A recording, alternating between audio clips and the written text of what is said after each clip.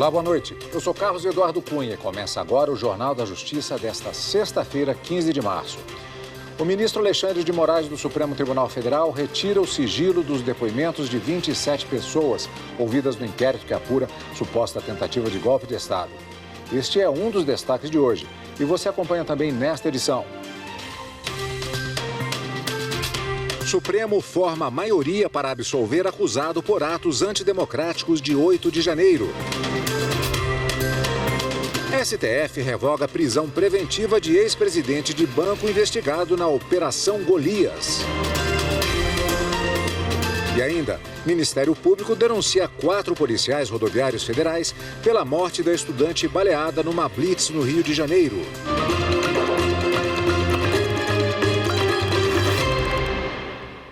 O ministro Alexandre de Moraes do Supremo Tribunal Federal retirou o sigilo dos depoimentos prestados à autoridade policial por 27 pessoas no inquérito que apura a suposta tentativa de golpe de Estado. Entre os depoimentos estão do presidente Jair Messias Bolsonaro, de auxiliares próximos, incluindo militares do alto escalão do governo dele, além do presidente do PL, Valdemar Costa Neto. Marta Ferreira tem os detalhes. O ministro Alexandre de Moraes decidiu liberar o sigilo por causa de inúmeras publicações jornalísticas com informações incompletas sobre os depoimentos prestados à autoridade policial nas últimas semanas por investigados e testemunhas. As investigações apuram a tentativa de golpe de Estado entre o fim de 2022 e o início de 2023. São 27 depoimentos ao todo. Entre eles estão o de Jair Messias Bolsonaro, ex-presidente da República, Valdemar Costa Neto, presidente do PL, partido de Bolsonaro, Augusto Heleno Ribeiro Pereira, ex-ministro-chefe do Gabinete de Segurança Institucional, GSI, Anderson Gustavo Torres, ex-ministro da Justiça e Segurança Pública, Walter Souza Braga Neto, ex-ministro da Defesa e ex-candidato a vice-presidente, Paulo Sérgio Nogueira de Oliveira, ex-ministro da Defesa, Carlos de Almeida Batista Júnior, ex-comandante da Aeronáutica, Marco Antônio Freire Gomes, ex-comandante do Exército, e Almir Garnier Santos, ex-comandante da Marinha. Dos 27 depoentes, 14 ficaram em silêncio ou não responderam às perguntas feitas. É o caso do ex-presidente Jair Bolsonaro, de seu ex-ministro da Defesa Walter Braga Neto e de Almir Garnier Santos, ex-comandante da Marinha. Eles usaram o direito constitucional de ficarem calados e não produzirem provas contra si. O depoimento prestado pelo tenente-coronel Mauro Cid, ex-ajudante de ordens do ex-presidente, que fechou acordo de colaboração premiada, não foi liberado. Em um dos depoimentos, o general Marco Antônio Freire Gomes, ex-comandante do Exército, cita a existência de um documento que declararia o estado de sítio no Brasil, apresentado ao general em 7 de dezembro de 2022, um mês antes dos ataques de 8 de janeiro. No depoimento do tenente brigadeiro Carlos Almeida Batista Júnior, ex-comandante da Aeronáutica, ele afirmou que em uma das reuniões com o ex-presidente, que não aceitaria nenhuma ruptura institucional para mantê-lo no poder. Já o presidente do PL, Valdemar Costa Neto, em depoimento, ao ser indagado por qual motivo não denunciou a polícia sobre as minutas, respondeu que sempre desconsiderou tais documentos e pleitos apresentados, pois não considerava a ideia de qualquer tipo de golpe. Para acessar a íntegra da decisão que retira o sigilo dos depoimentos, basta entrar no portal do Supremo no endereço, anote aí, stf.jus.br. Pela primeira vez, o Supremo Tribunal Federal formou maioria para absolver um dos acusados pelos atos antidemocráticos de 8 de janeiro, Rossini Gomes. O julgamento em plenário virtual começou no dia 8 e termina hoje. Pelos votos apresentados, já foi formada a maioria para absolver Geraldo Felipe da Silva, preso pela Polícia Militar do Distrito Federal no dia do atentado. Ele alegou que vive em situação de rua e negou participação nos ataques. O relator, ministro Alexandre de Moraes, votou pela absolvição e foi seguido pela maioria dos magistrados. Essa é a primeira acusação rejeitada no Supremo. No voto, Moraes afirmou que não há provas de que o denunciado tenha integrado a associação criminosa, seja se amotinando no acampamento erguido próximo ao quartel-general do Exército, seja de outro modo, contribuindo para a execução ou incitação dos crimes. Ao todo, o STF já condenou mais de 130 acusados, com penas que variam de 11 a 17 anos de prisão, pelos crimes de associação criminosa armada, abolição violenta do Estado Democrático de Direito, tentativa de golpe de Estado, dano qualificado e deterioração de patrimônio tombado.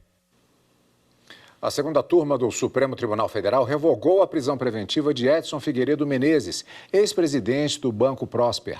Ele é investigado pela Operação Golias, que apura irregularidades em contratos do Estado do Rio de Janeiro com a instituição. As informações com Evne Araújo. O julgamento foi realizado no plenário virtual da Corte. A segunda turma decidiu que a decretação da prisão preventiva de Edson Figueiredo Menezes, ex-presidente do Banco Prosper, na Operação Golias, foi ilegal.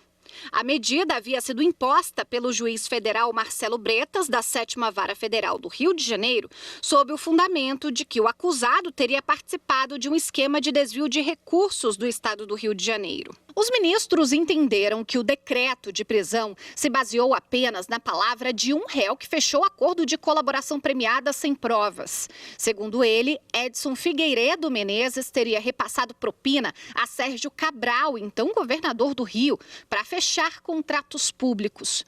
O colegiado considerou que o relato do delator era vago e apresentava inconsistências. Essas falhas esvaziariam a credibilidade do depoimento e, por isso, seria esperado que o juiz exigisse a apresentação de evidências concretas. Além disso, a segunda turma entendeu que a restrição de liberdade não era necessária, porque a instrução criminal poderia ser resguardada por medidas cautelares alternativas à prisão. Por esses motivos, por maioria de votos, os ministros declararam a ilegalidade da prisão, mas mantiveram a proibição do acusado de manter contato com os demais investigados. O Supremo manteve a obrigatoriedade da comprovação de vacinação contra a Covid-19 para matrícula e rematrícula em escolas de Santa Catarina. A liminar concedida pelo ministro Cristiano Zanin, que suspendeu a validade de decretos municipais que dispensaram essa exigência na rede pública, foi referendada pelo plenário em sessão virtual. Na análise do referendo, o relator reafirmou as razões de sua decisão, quando observou a urgência da situação devido ao início das aulas e a necessidade de impedir que as crianças fossem expostas a um ambiente de insegurança sanitária. O relator destacou que a vacinação contra a Covid-19 foi incluída no Plano Nacional de Imunização e, por isso, os municípios não podem desobrigá-la, sob pena de desrespeito à distribuição de competências legislativas. E, por maioria, os ministros mantiveram a liminar concedida no mês passado a pedido do Partido Socialismo e Liberdade, o PSOL. Os ministros do STF começaram a julgar nesta sexta-feira, em plenário virtual, recursos de Gilberto Kassab, atual secretário de governo do estado de São Paulo. Kassab pede o encerramento das investigações contra ele, que envolvem recebimento de supostas vantagens indevidas da Odebrecht em campanhas eleitorais anteriores. Reportagem de Pablo Lemos. Gilberto Kassab recorreu ao Supremo Tribunal Federal contra decisões do então relator dos inquéritos, ministro Luiz Fux, que na época determinou que o caso continuasse sendo julgado, mas pela Justiça Federal de São Paulo. O atual secretário de governo do estado é investigado em 2 inquéritos, um por suposta solicitação direta de vantagens indevidas e repasses à campanha dele ao Senado em 2014 e para a criação de um novo partido. Outro caso também trata de repasses indevidos, só que para a campanha à reeleição como prefeito de São Paulo em 2012 e para a realização de um conjunto de obras viárias na cidade.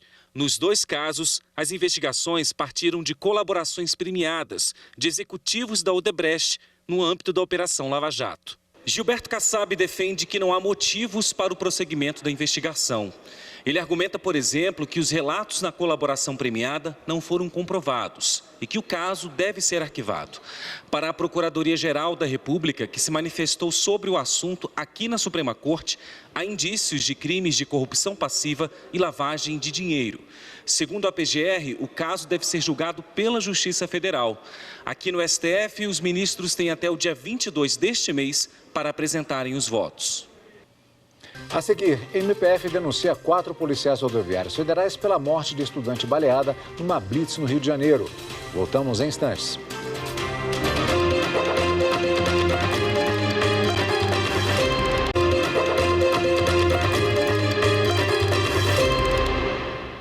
O Ministério Público Federal denunciou 4 policiais rodoviários federais pela morte da estudante Anne Caroline durante uma blitz numa rodovia do Rio de Janeiro. Eles vão responder por 4 crimes, entre eles homicídio qualificado. A repórter Viviane Novaes traz os detalhes desse caso. Anne Caroline Nascimento Silva, de 23 anos, foi baleada durante uma blitz da Polícia Rodoviária Federal na rodovia Washington Luiz, no Rio de Janeiro, em junho do ano passado. Ela voltava de um restaurante com o marido. Os policiais dispararam 8 tiros de fuzil contra o carro do casal. Um deles atingiu Anne. Na denúncia, o procurador da República, Eduardo Benones, afirmou: disparar 8 tiros de fuzil contra a traseira de determinado veículo em movimento, que evidentemente estava sendo conduzido por alguém, é um inegável atentado contra a vida. O Ministério Público Federal pediu a prisão preventiva de Thiago Sá, Jansen Ferreira, Diogo dos Santos e Wagner de Souza. Além da denúncia de homicídio qualificado, os policiais rodoviários federais vão responder por tentativa de homicídio em relação ao marido de Anne Caroline, Alexandre Melo, que dirigia o carro. O MPF ainda denunciou os 4 policiais por fraude processual, além de lesão corporal grave culposa. É que um dos tiros disparados por eles feriu a diarista Cláudia dos Santos, que estava em outro carro. O procurador Eduardo Benones também pede uma indenização de R$2,5 milhões como reparação pelos danos morais e materiais sofridos por Cláudia e Alexandre. O Superior Tribunal de Justiça vai transmitir ao vivo a sessão de julgamento do pedido do governo italiano para que o ex-jogador Robinho cumpra a pena no Brasil. Robinho foi condenado por estupro coletivo. O ex-jogador de futebol recebeu sentença de 9 anos de prisão da justiça italiana, mas está em liberdade aqui no país, onde a legislação impede a extradição de brasileiros natos. O julgamento está na pauta da sessão da Corte Especial do próximo dia 20, a partir das 2h da tarde. A remessa de pensão alimentícia ao exterior está isenta de tarifas bancárias. O entendimento é da 3ª turma do Superior Tribunal de Justiça e quem tem os detalhes é o repórter Rafael Porfírio. O caso julgado envolve uma ação civil pública do Ministério Público Federal para que um banco deixasse de cobrar tarifas no envio de valores de pensão alimentícia ao exterior. O pedido foi julgado procedente em primeira instância e também pelo Tribunal Regional Federal da 3ª Região. No Superior Tribunal de Justiça, a instituição financeira alegou que a isenção das tarifas bancárias não está regulamentada. Argumentou ainda que o Ministério Público não poderia ajuizar essa ação, pois não estaria caracterizado o interesse social no caso, mas apenas interesses individuais. O recurso especial teve o provimento negado pela 3ª turma do STJ. O entendimento é o de que a isenção prevista na Convenção de Nova York sobre prestação de alimentos no estrangeiro para despesas judiciais deve incidir também sobre as tarifas bancárias exigidas em tais operações, independentemente de norma regulamentar editada pelo Banco Central do Brasil. O relator, ministro Humberto Martins, explicou que a cobrança de tarifas nesses casos representa um obstáculo à concretização do direito aos alimentos. Quanto à legitimidade das partes na ação, o ministro destacou que o direito aos alimentos é um direito indisponível, cuja defesa está entre as atribuições constitucionais do Ministério Público. E agora a gente fala sobre outra decisão da 3ª turma do STJ envolvendo honorários e embargos à execução. Quem explica é Jéssica Castro. Os ministros definiram que não são devidos honorários sucumbenciais em embargos à execução, quando acolhidos somente para reconhecer a nulidade da citação por edital no processo executivo. Para o colegiado, os honorários serão devidos apenas nos embargos à execução que resultarem em algum proveito econômico para o embargante. No caso julgado, um banco ajuizou a ação de execução de título extrajudicial contra 2 clientes que deixaram de pagar o empréstimo. Assistidos pela Defensoria Pública por meio da Curadoria Especial, os executados opuseram embargos, alegando, entre outras questões, a preliminar de nulidade da citação que foi feita por edital.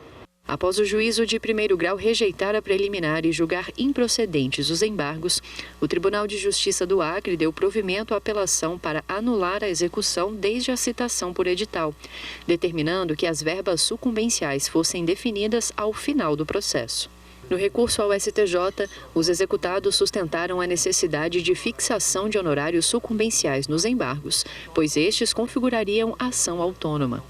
O ministro relator do recurso, Marco Aurélio Belize, apontou que a Corte de Segundo Grau reconheceu a nulidade da citação e determinou que a sucumbência fosse vista ao final, pois apesar da autonomia dos embargos, a decisão não colocou fim à da execução.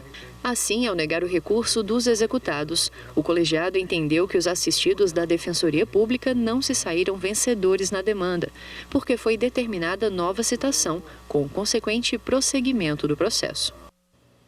No próximo bloco, a gente fala sobre um projeto do Judiciário de Rondônia que ressocializa pessoas privadas de liberdade por meio da arte. Voltamos já.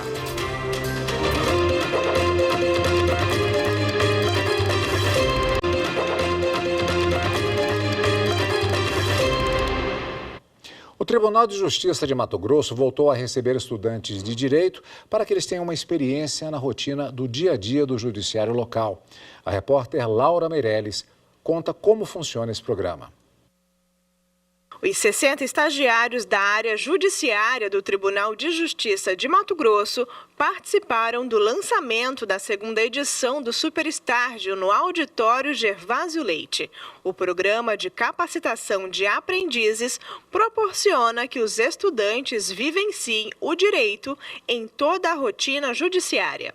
Antes eles vinham com conhecimento só da faculdade e aí eles eram lotados num setor e não saía dali durante os 2 anos. Hoje com o programa eles têm a possibilidade de conhecer a área toda a área judiciária, inclusive as rotinas, né, de secretaria, de gabinete, cumprimento, DJAUX, distribuição, então toda a rotatividade do processo eles acabam conhecendo na prática.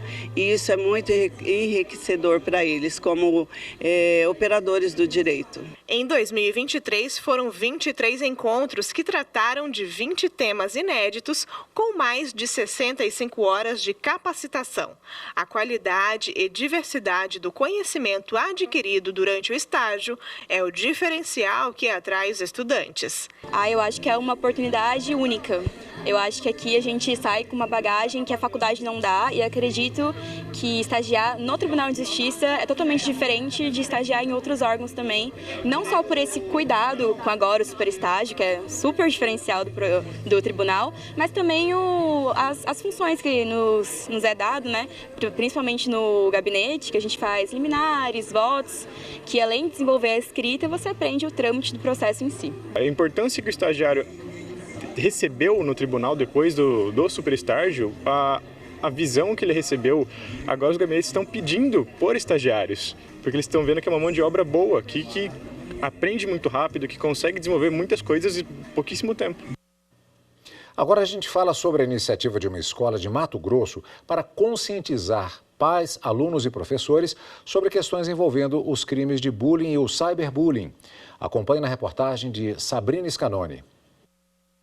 Pedro já foi vítima de bullying no colégio e sofre as consequências até hoje. Eu era o famoso nerd da sala. E aí eu era o cara que mais sabia das coisas. E aí eu não podia falar na sala. Aí o professor se aproveitava disso. Ou então, quando eu sabia muito das coisas, tinha trabalho, coisa assim, o povo me excluía de propósito para eu não...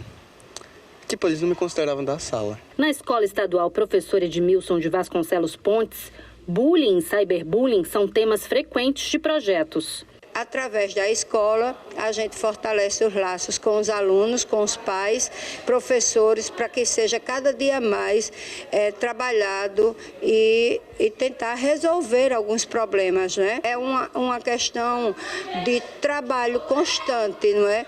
De orientação constante para que minimize. Psicólogos da unidade escolar orientam sobre prevenção e também acompanham as vítimas. A gente precisa apostar muito mais na prevenção do que na repressão em si. É importante a gente pensar que a escola ela reflete a sociedade na qual ela está inserida. Então, o muro físico, ele não impede que aqui dentro outros problemas sociais estejam presentes também. Então, a gente precisa trabalhar sempre em conjunto. Professores, instituição escolar, instituições que são parceiras, que estão presentes na comunidade e a família também. Os estudantes têm aprendido cada vez mais a lidar com o assunto. Se eu tenho uma intimidade com uma pessoa, eu conheço alguém, eu tento alertar, tento conversar, falando para a pessoa não ligar, ou até mesmo falar com a direção para tentar resolver isso. Como é um ambiente que a gente está ali o tempo todo, todos os dias praticamente da nossa vida, a gente tem que realmente ter acompanhamento. Por isso que é tão bom que na escola tenha psicólogos, porque a gente precisa de alguém para conversar e desabafar do que é que a gente... do que acontece com a gente no dia a dia. Desde janeiro, por meio da Lei 14.811, o bullying e o cyberbullying são considerados crimes e foram incluídos no Código Penal. A medida institui a Política Nacional de Prevenção e Combate ao Abuso Sexual e Exploração da Criança e do Adolescente. Cometido por maiores de 18 anos, a pena é de 2 a 4 anos de prisão, além de multa. Caso seja praticado por adolescente, será um ato infracional e poderá sofrer sanções previstas no Estatuto da Criança e do Adolescente.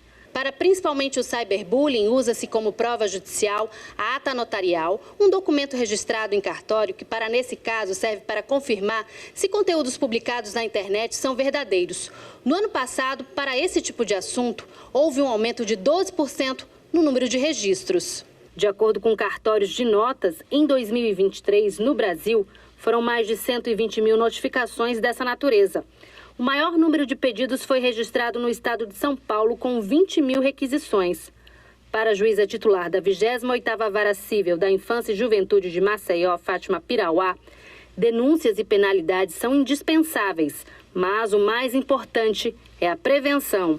Eu achei de extrema importância que isso fosse, exatamente esses dois crimes fossem para o Código Penal e que as medidas que são de prevenção, porque o ideal é que a criança seja protegida para não sofrer esse tipo de crime. Talvez você tenha reparado, é uma iniciativa de uma escola de Alagoas e não do Mato Grosso, como a gente disse. O que importa é a iniciativa. Enquanto isso, em Porto Velho, um projeto de ressocialização busca transformar a vida de pessoas privadas de liberdade por meio da arte. O espetáculo teatral, que vai estrear em 25 de abril, tem apoio do Tribunal de Justiça de Rondônia. Quem conta pra gente é a repórter Natália Monteiro. O espetáculo teatral Bizarros, que marcou uma geração na década de 90, retorna aos palcos com 27 nomes, trazendo uma nova esperança para aqueles privados de liberdade. E o resultado é surpreendente. É uma coisa muito gratificante para quem se encontra dentro do sistema carcerário e está desesperançado naquele lugar. Quando as pessoas chegam com essa proposta, acorda a gente para a vida, para uma mudança. Hoje eu posso acreditar em coisas que eu já não imaginava que poderia estar acontecendo na minha vida. Uma nova fase de poder estar sonhando, de poder estar acreditando que a gente pode dar um passo a mais firme e poder estar resgatando valores que um dia eu creio que já foi perdido, mas que hoje a esperança já brilha mais. São quase 3 décadas já, mas eu me surpreendo. E de que forma eu me surpreendo? A cada ser humano que foi um ator que passou por esse processo e eu reencontro com eles no métier da vida social ou defendendo leite com seu próprio suor, eu assusto. Para mim, esse é o grande aplauso da própria vida.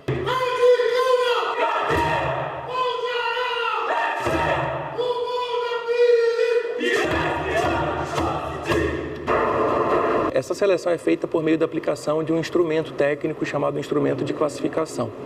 Eles são classificados pela unidade, os nomes são repassados para o coordenador do evento, do Bizarros, que por sua vez também elege um outro crivo, agora mais técnico, para, enfim, chegar aos nomes daqueles que participarão do espetáculo. O apoio que a gente tem hoje do Judiciário, da Defensoria Pública, né, da própria Sejus, de vários setores internos da Sejus, né, o núcleo de classificação que serviu para classificar todas as pessoas privadas de liberdade que estão fazendo parte do projeto hoje. E assim, entre ensaios e aplausos, o Bizarros se prepara para mais uma temporada de emoção e transformação, contando histórias que inspiram e renovam a esperança.